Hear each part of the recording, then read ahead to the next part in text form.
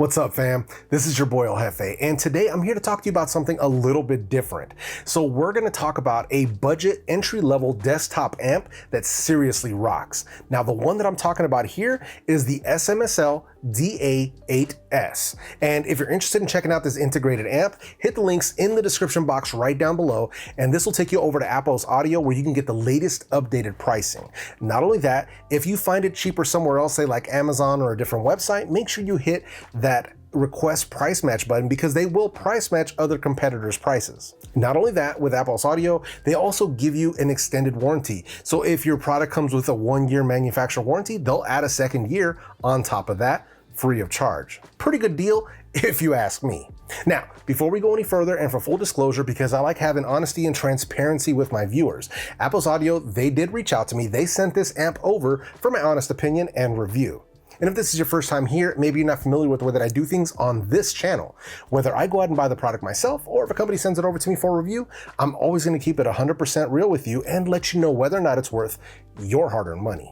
So if you like what you heard so far, sit back and relax, hit that subscribe button one time, and let's get into this. So first, let me quickly preface this by saying that I am no sound engineer. I am not a proven through and through experienced audiophile or anything like that. I am in the audio market with headphones, Bluetooth devices, true wireless earbuds, and things of that nature. But I am starting to delve and starting to get my feet wet into the hi-fi market with amps and headphones and DACs and things of that nature. This is going to be my first setup with an integrated amp and passive bookshelf speakers. So if I say anything that's out of pocket, anything that's completely wrong, or irrelevant information, anything like that, please feel free to tell me about it in the comment section. But let's keep everything civil, as I am basically starting out into this, and I'm here to be educated as well as to try to help people make an educated decision. So I'm not going to give you a full spec read or go into any of that stuff. That's not really what I do here. We can talk about some of the basics though. So first up, one of the things that I noticed was the power of this guy. So they were talking about 80 watts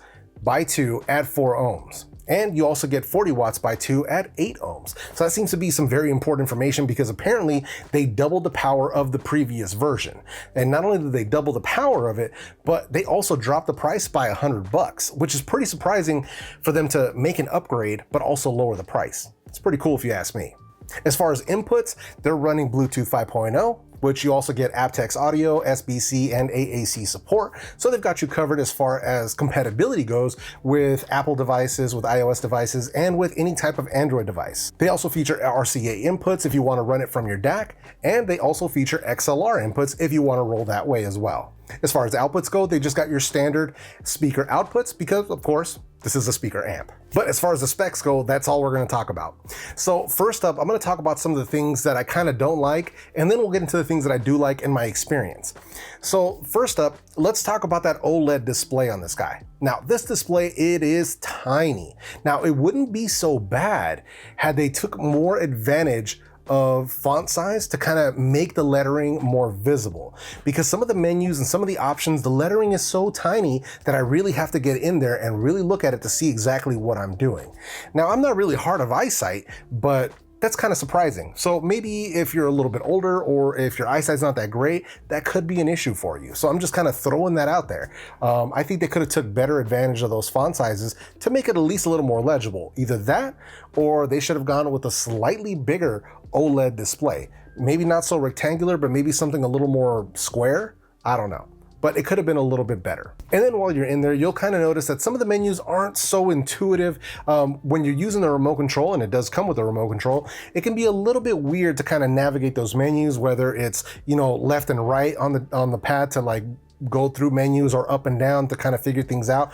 It was a little weird. So if anything, they should have had, you know, either like a directional pad or maybe even added a second button to the face of the amp itself. I don't know.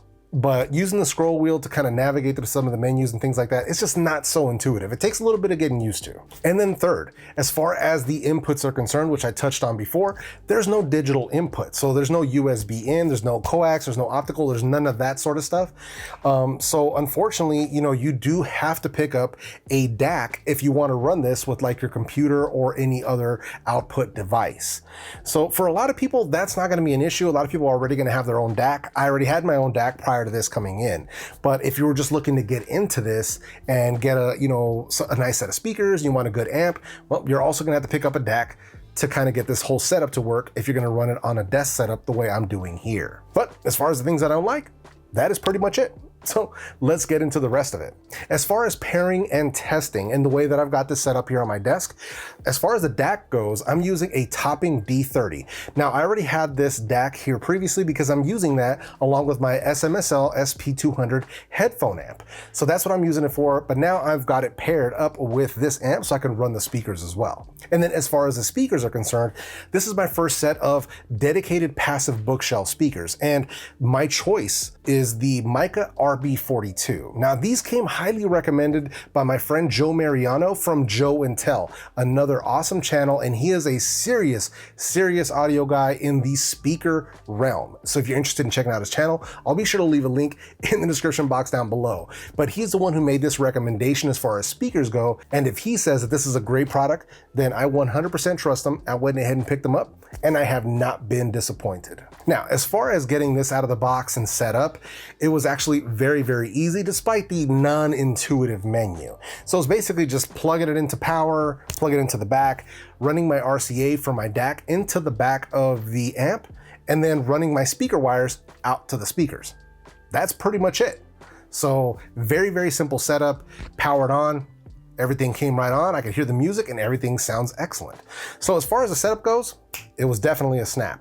And then as far as sound quality and volume, so sound quality to me with this amp is very impressive. Now there are some amps, at least coming from my experience with headphone amps and tube amps and things like that, I've noticed that some amps will color the audio. So what you'll hear will either sound a little bit warmer, or maybe the bass will be a little bit stronger or more full bodied, things like that. With this amp, and I'm running it in direct mode, it sounds very clear. To me, it's very transparent. Basically, like it's giving me the power that I need to run these speakers, but it's also getting out of the way without messing with the sound quality coming out of the speakers. So I'm not hearing any added warmness, any added richness, anything like that to kind of mess with the audio. It sounds very good through direct mode. Now they do offer SDB, and they also offer a tone setting. I didn't really mess with those two. The SDB kind of seemed like it almost seems like it spread out the sound a little bit. I didn't really like the way it sounded, me personally. So you might like that. It's just not for me. The only adjustments I made to it in direct mode was in their EQ setting. Now in the EQ settings that they have, it's basically bass and treble, and you can go +10, -10. So I left the bass right where it was. Sounds great to me right out of the box. As far as treble goes through RCA, I think I bumped it up 3 or 4 on that treble setting, and it makes these MIKUz sing. Nice clear audio without being overly sibilant, and you're still getting that strong solid bass punch, and it sounds very good. With RCAs, I have to listen to these probably right around 15 is right where I start hearing things, 20 if I want to listen to things quietly, with a max of a right about 30 to 35 at the most. Max volume on this goes up to 60, and that is just blowing my ears out. That is way too loud. So there is a lot of power here, and there's a ton of overhead if anything gets quiet. As far as Bluetooth is concerned, so I paired this up with my iPhone 11, also with my Pixel 4 XL. It's got Bluetooth 5.0 built into it, so there's no issues as far as pairing. I could pair it to the speakers, I could walk around the apartment, and there's no issues as far as that's concerned. It's compatible with both Apple and Android, so once again, no problems about that. But I did notice something a little bit weird when you're under Bluetooth mode, is that I actually have to turn the volume up a little bit louder than I did with the RCA. So where normally I start to hear things right around 15 to 20 volume on the RCA input, with Bluetooth, I have to start getting to like 25 or 30 before I start hearing things. And to listen comfortably, right around 32 to 35, and at the loudest, 40 to 45. So I did notice that you do have to go a little bit more with the Bluetooth to get that same sound that I was getting out of the RCA. But overall, it still sounds really good, even through the Bluetooth connection. So on the Android, it's using the aptX audio, so it sounds very good, and there's also very low latency. So if for whatever reason I want to watch videos on my phone but run the speakers, you know, you don't have a huge discrepancy between the people talking and the audio that's coming through the speakers. So very good as far as latency is concerned. And like I said before, max volume on this amp is right about 60. So it goes from 0 to 60, and I'm not listening to it above 40 and 45. I've pumped it up to around 55 and almost 60. It is way too loud. Now, what I will tell you though, is that it does not distort. My MONTHS did not distort. The bass was clean, the treble was clean, and it was just loud as heck. So that's one of those things. It's got plenty of power. If you got speakers that require more juice than my small MONTHS here, I'm pretty sure they're gonna have you covered as far as your power needs are concerned. So overall, what's my experience been with this so far? It's actually been really, really good. So I'm really enjoying the way that these sound. The high quality, high def sound is second to none. I really do enjoy it. Now, is this the best amplifier out there? No, you could spend a ton of money on the hi-fi side to get the ultimate level audio. But if you're looking as an entry-level person, as a beginner, somebody like me, where you're trying to get your first setup going, whether it's for the office or just your desk setup here at home, then this is a really good place to start. You don't have to spend a ton of money in order to get some really high quality sound. So this whole setup here, speakers maybe 130-ish depending on the day, the DAC about 130-ish as well, and then the amp itself at 170.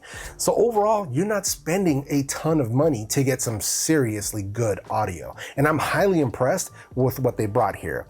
I really like the fact that it gives you the power that you need, but it gets out of the way and it doesn't mess with the audio quality one bit if you don't want it to. That's a major plus for me. Now, if you're interested in checking out any of the setup here, whether it's the amp, the DAC, or the speakers, I'll leave links to all three down in the description box down below, so make sure you check those out. If you have any questions, concerns, or any of that stuff about this amp or any of the setup, leave those down in the comment section and I will answer them to the best of my ability. And then last but not least, I just want to take a moment to say thank you. Thank you for letting me tell you about the SMSL DA-8s and about my desktop speaker setup here. You clicking on this video, you checking out any of my videos is directly helping to support me and support this channel during a very difficult time that we're going through right now. And I highly, highly appreciate it. If you haven't done so already, make sure you hit that subscribe button, make sure you hit that notification bell, make sure you smash that like button if you like this video. This way you never miss any of my upcoming videos that I put out at least once or twice a week sometimes. So with all of that said, I hope you have an awesome week. Stay inside if you can, wash your hands, stay safe, stay healthy, and I'll see you in the next video. Peace.